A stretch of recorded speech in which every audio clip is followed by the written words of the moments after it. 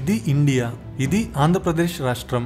ఆంధ్రప్రదేశ్లో మెయిన్గా వంశధార, నాగావళి, గోదావరి, కృష్ణ, పెన్నా నదులు ప్రవహిస్తున్నాయి. ఇప్పుడు ఈ నదులన్నిటిని కనెక్ట్ చేయాలనుకుంటున్నారు, అంటే అనుసంధానించాలనుకుంటున్నారు. అందుకే ఈ ప్రాజెక్ట్ పేరు రివర్ ఇంటర్లింకింగ్ ప్రాజెక్ట్. అసలు నదులని ఎందుకు కనెక్ట్ చేయాలనుకుంటున్నారు? 2024లో పడిన వర్షాల వల్ల ఆంధ్రప్రదేశ్ రాష్ట్రంలో 11,000 టీఎంసీల నీళ్లు నదులలో ప్రవహించాయి. కానీ అందులో కేవలం 1000 టీఎంసీల నీటిని మాత్రమే డ్యామ్స్ ద్వారా, రిజర్వాయర్ల ద్వారా ఉపయోగించుకోగలిగాము. మిగతా 10,000 టీఎంసీల నీరు వృధాగా సముద్రంలో కలిసిపోయింది.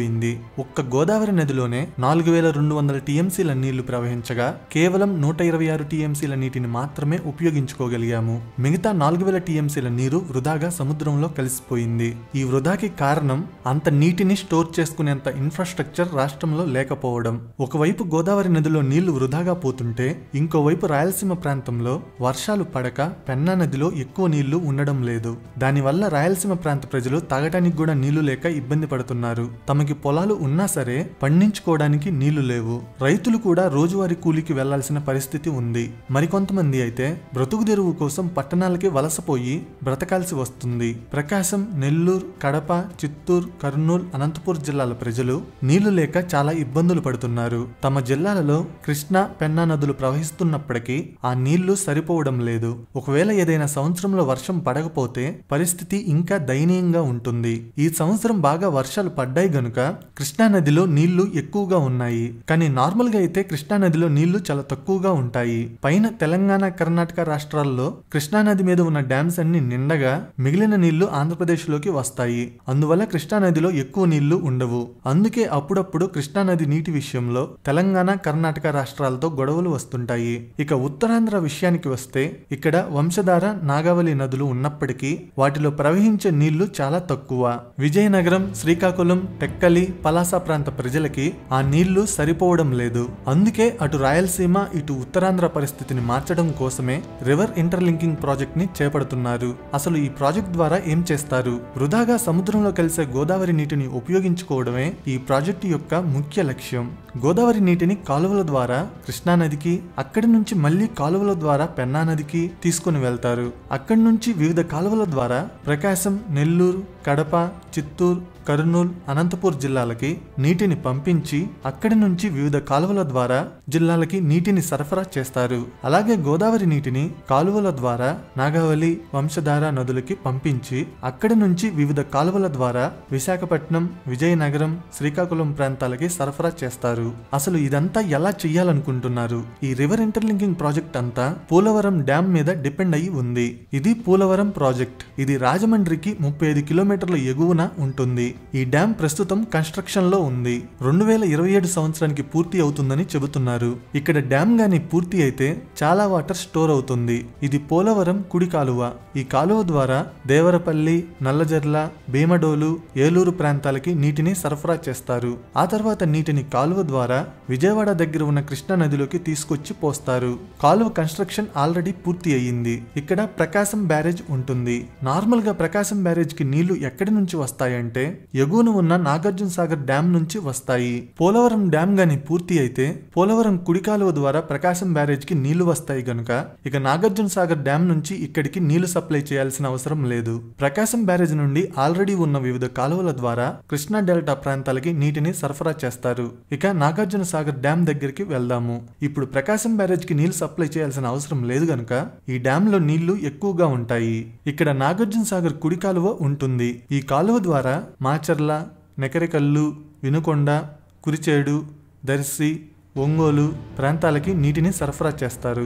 మధ్యలో ఆల్రెడీ ఉన్న బ్రాంచ్ కెనాల్స్ ద్వారా గుంటూరుకి, చీరాలకి నీటిని సరఫరా చేస్తారు. కానీ ఇక్కడ ఒక ప్రాబ్లం ఉంది. నాగార్జున సాగర్ డ్యామ్ నుంచి కుడికాలు ద్వారా నీరు వచ్చేటప్పుడు ఆ నీరు చివరి ప్రాంతాల వరకు రావడం లేదు. ఎందుకంటే చివరి ప్రాంతాల వరకు సరిపడా వచ్చేంత నీటి సప్లై లేదు. ఆ ప్రాబ్లం ని ఓవర్కమ్ చేయడానికే ఒక ప్రాజెక్ట్ ని ప్లాన్ చేస్తున్నారు. ప్రకాశం బ్యారేజ్ కి ఎగువన ఉన్న వైకుంఠాపురం దగ్గర ఒక కాలువని తవ్వుతారు. ఆ కాలువని లింగాపురం, గంగిరెడ్డిపాలెం మీదుగా నకరికల్లు దగ్గర ఉన్న నాగార్జున సాగర్ కుడి కాలువకి కనెక్ట్ చేస్తారు. అక్కడి నుంచి ఆల్రెడీ ఉన్న కాలువల ద్వారా నీరు వెళ్తుంది. దీనివల్ల గుంటూరు మరియు ప్రకాశం జిల్లాలకి సరిపడా నీరు అందుతుంది. ప్రస్తుతం ఈ కాలువ అండర్ కన్స్ట్రక్షన్ లో ఉంది. ఇక శ్రీశైలం డ్యామ్ దగ్గరికి వెళ్దాము. ఇది శ్రీశైలం డ్యామ్. ఈ డ్యామ్ వల్ల నీరు ఇక్కడి వరకు స్టోర్ అవుతుంది. ఇది శ్రీశైలం కుడి కాలువ. దీన్ని పోతిరెడ్డిపాడు ప్రాజెక్ట్ అని కూడా అంటారు. ఈ కాలువ బనగచర్ల అనే ఊరి వరకు ఉంటుంది. ఇక్కడి నుంచి 2 కాలువలుగా విడిపోతుంది. ఒక కాలువ పేరు తెలుగు గంగ, ఇంకొక కాలువ పేరు జిఎన్ఎస్ఎస్ కెనాల్. ముందు తెలుగు గంగ కెనాల్ గురించి చెబుతాను. నార్మల్ గా కృష్ణా నదిని Ganga river of south India అని అంటారు. సో ఈ కెనాల్ కి కృష్ణా రివర్ నుంచే వాటర్ వస్తాయి గనుక దీనికి తెలుగు గంగ అని పేరు వచ్చింది. ఈ కాలువ ఇక్కడి నుంచి చెన్నై సిటీ వరకు ఉంటుంది. దీని పొడవు 406 కిలోమీటర్లు. ఆంధ్రప్రదేశ్ కోసం, చెన్నై సిటీ తాగునీటి అవసరాల కోసం ఈ కెనాల్ ని కన్స్ట్రక్ట్ చేశారు. 1980s లో ఆంధ్రప్రదేశ్ చీఫ్ మినిస్టర్ అయిన ఎన్టీ రామారావు గారు, తమిళనాడు చీఫ్ మినిస్టర్ అయిన ఎంజి రామచంద్రన్ గారు ఈ కెనాల్ ని ప్లాన్ చేసి కన్స్ట్రక్ట్ చేశారు. ఈ కెనాల్ ఆంధ్రప్రదేశ్ లో గుండా వెళ్తుంది గనుక రాష్ట్రానికి కూడా బాగా ఉపయోగపడుతుంది. ఈ కెనాల్ ఇక్కడి నుంచి స్టార్ట్ అయ్యి వెలుగోడు, నంద్యాల, అహోబిలం, బద్వేల్, వెంకటగిరి, శ్రీకాళహస్తి, శ్రీ సిటీ మీదుగా చెన్నై సిటీలో ఉన్న పూండి రిజర్వాయర్ వరకు ఉంటుంది. ఈ కెనాల్ ద్వారా ఆంధ్రప్రదేశ్కి 30 టీఎంసీల నీటిని, చెన్నైకి 15 టీఎంసీల నీటిని అందిస్తారు. ఈ కెనాల్ ద్వారా ఆంధ్రప్రదేశ్లో 4 రిజర్వాయర్లకి నీరు అందుతుంది. అవేంటంటే వెలుగోడు, ఎస్పీవీబీ, సోమశిల, కండలేరు రిజర్వాయర్స్. ప్రస్తుతం తెలుగు గంగా ప్రాజెక్ట్ అంతా కంప్లీట్ అయ్యింది. ఇక మళ్ళీ బనగచర్ల దగ్గరికి వెళ్దాము. ఇక్కడ జిఎన్ఎస్ఎస్ కెనాల్ స్టార్ట్ అవుతుంది. జిఎన్ఎస్ఎస్ అంటే గలేరు నగరి సుజల స్రవంతి అని అర్థం. ఈ కెనాల్ ద్వారా ఇక్కడి నుంచి నగరి అనే ఊరి వరకు నీటిని సప్లై చేస్తారు.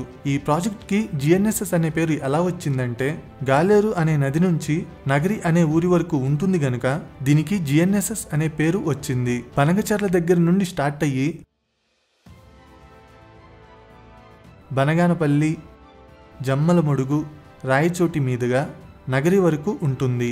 దారిలో చాలా రిజర్వాయర్స్ ఉంటాయి. ప్రస్తుతం ఇక్కడి వరకు కంప్లీట్ అయ్యింది. అంటే ఫేజ్ 1 కంప్లీట్ అయ్యింది.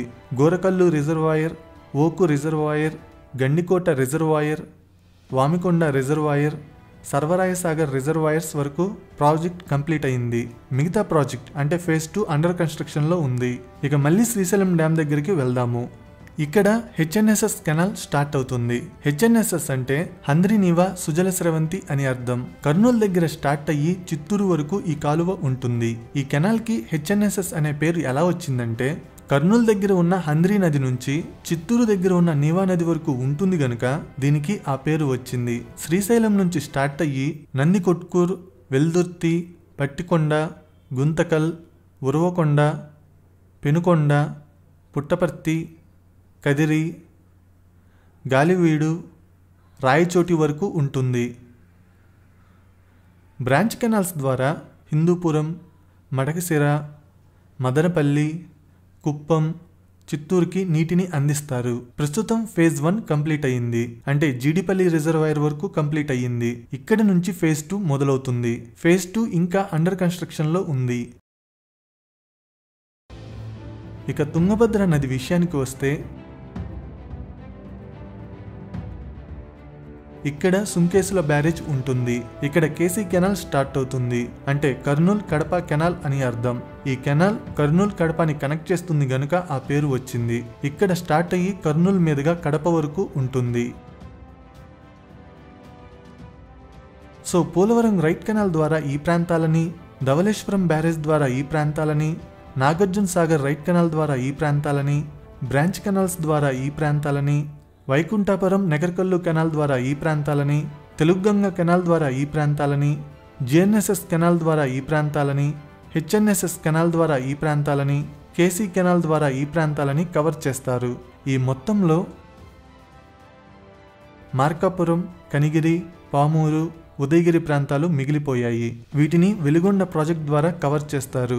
శ్రీశైలం డ్యామ్ దగ్గర నుంచి టన్నల్స్ ద్వారా కొత్తూరు వరకు, అక్కడి నుంచి కాలువ ద్వారా దోర్నాల మీదుగా ఇక్కడ ఉన్న కొండల మధ్యకి తీసుకుని వస్తారు. ఇదే వెలుగొండ రిజర్వాయర్. ఈ రిజర్వాయర్ నుంచి మార్కాపురం, కనిగిరి, పామూరు, ఉదయగిరి ప్రాంతాలకి కాలువల ద్వారా నీటిని సరఫరా చేస్తారు. ప్రస్తుతం ఈ ప్రాజెక్ట్ అండర్ కన్స్ట్రక్షన్ లో ఉంది. ఈ మొత్తంలో వైకుంఠాపురం, నెకరికల్లుని కనెక్ట్ చేసే కాలువే ఎంతో కీలకం. ఇది గాని పూర్తి అయితే నాగార్జున సాగర్ నుంచి కుడి కాలువకి ఎక్కువ నీటిని పంపాల్సిన అవసరం లేదు. తక్కువ నీరు పంపినా చాలు. నార్మల్ గా నాగార్జున సాగర్ కి శ్రీశైలం నుంచి నీళ్లు వస్తాయి. ఈ కాలువ గాని పూర్తి అయితే ఇక శ్రీశైలం నుంచి నాగార్జున సాగర్ కి ఎక్కువ నీటిని పంపాల్సిన అవసరం లేదు. దానివల్ల శ్రీశైలంలో ఎక్కువ నీటిని సేవ్ చేసుకోవచ్చు. ఆ సేవ్ చేసిన నీటిని Telugu Ganga, GNSS, HNSS canals ద్వారా రాయలసీమకి పంపుకోవచ్చు. సో గోదావరి వాటర్ ని పోలవరం రైట్ కెనాల్ ద్వారా కృష్ణా రివర్ కి తీసుకుని వస్తారు. కృష్ణా వాటర్ ని శ్రీశైలం డ్యామ్ నుంచి తెలుగు గంగా కెనాల్ ద్వారా సోమశిల దగ్గర ఉన్న పెన్నా నదిలో కలుపుతారు. GNSS కెనాల్ ద్వారా గండికోట దగ్గర ఉన్న పెన్నా నదిలో కలుపుతారు. HNSS కెనాల్ ద్వారా పేరూరు డ్యామ్ దగ్గర ఉన్న పెన్నా నదిలో కలుపుతారు. ఈ విధంగా గోదావరి, కృష్ణా, పెన్నా నదులని ఇంటర్లింక్ చేస్తారు. దానివల్ల రాయలసీమ ప్రాంతం మొత్తానికి నీళ్లు అందుతాయి. ఇక ఉత్తరాంధ్ర విషయానికి వస్తే ఇది నాగావళి నది. ఈ నది శ్రీకాకుళంకి దగ్గరగా ప్రవహిస్తుంది. పార్వతీపురం దగ్గర తోటపల్లి బ్యారేజ్ ఉంటుంది. ఇక్కడ తోటపల్లి రైట్ కెనాల్ ఉంటుంది. ఈ కెనాల్ బొబ్బిలి, రాజాం, చీపురుపల్లి మీదుగా వెళ్తూ ఆ ప్రాంతాలకి నీటిని సరఫరా చేస్తుంది.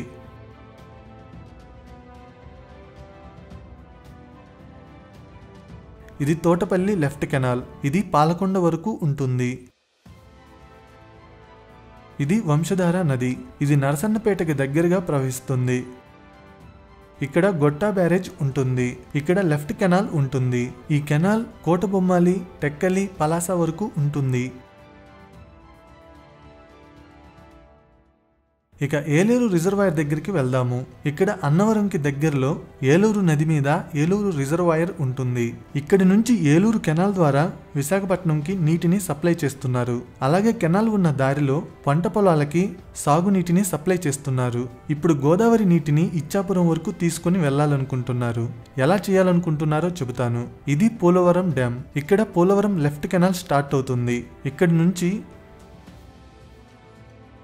అన్నవరం, తుని, యలమంచిలి, విశాఖపట్నం, ఎస్కోట మీదుగా గాడిగడ్డ రిజర్వాయర్ దగ్గర తోటపల్లి బ్యారేజ్ రైట్ కెనాల్తో కలుపుతారు. అలా చేస్తే ఇక తోటపల్లి బ్యారేజ్ నుంచి రైట్ కెనాల్లోకి ఎక్కువ నీటిని పంపాల్సిన అవసరం లేదు. దానివల్ల తోటపల్లి బ్యారేజ్లో నీళ్లు సేవ్ అవుతాయి. ఆ సేవ్ అయిన నీటిని కాలువ ద్వారా గొట్టా బ్యారేజ్లో కలుపుతారు. అక్కడి నుంచి గొట్టా బ్యారేజ్ లెఫ్ట్ కెనాల్ ద్వారా నీళ్లు వెళ్తాయి. ఆల్రెడీ లెఫ్ట్ కెనాల్ పలాస వరకు ఉంది గనుక అక్కడి నుంచి ఇచ్చాపురం వరకు కెనాల్ని ఎక్స్టెండ్ చేస్తారు. ఇలా చేస్తే ఏలేరు కెనాల్ ద్వారా ఈ ప్రాంతాలకి, పోలవరం లెఫ్ట్ కెనాల్ ద్వారా ఈ ప్రాంతాలకి, తోటపల్లి గొట్టా బ్యారేజెస్ ద్వారా ఈ ప్రాంతాలకి నీరు అందుతుంది. పోలవరం లెఫ్ట్ కెనాల్ యలమంచిలి వరకు పూర్తి అయ్యింది. మిగతాది అండర్ కన్స్ట్రక్షన్ లో ఉంది. ఈ విధంగా ఉత్తరాంధ్ర ప్రాంతాలు అయిన విశాఖపట్నం, విజయనగరం, శ్రీకాకుళం జిల్లాలకి నీటిని సరఫరా చేస్తారు. ఈ విధంగా గోదావరి నీటిని నాగవల్లి, వంశధార నదుల్లో అలాగే కృష్ణా, పెన్నా నదుల్లో కలుపుతారు. ఈ విధంగా ఆంధ్రప్రదేశ్ లో రివర్ ఇంటర్లింకింగ్ ప్రాజెక్ట్ ఉండబోతుంది. దాని ద్వారా మొత్తం రాష్ట్రానికి నీరు అందుతుంది. ఈ మొత్తం ప్రాజెక్ట్ లో పోలవరం డ్యామే కీలకంగా ఉండబోతుంది. దాన్ని బేస్ చేసుకునే రివర్ ఇంటర్లింకింగ్ చేయబోతున్నారు.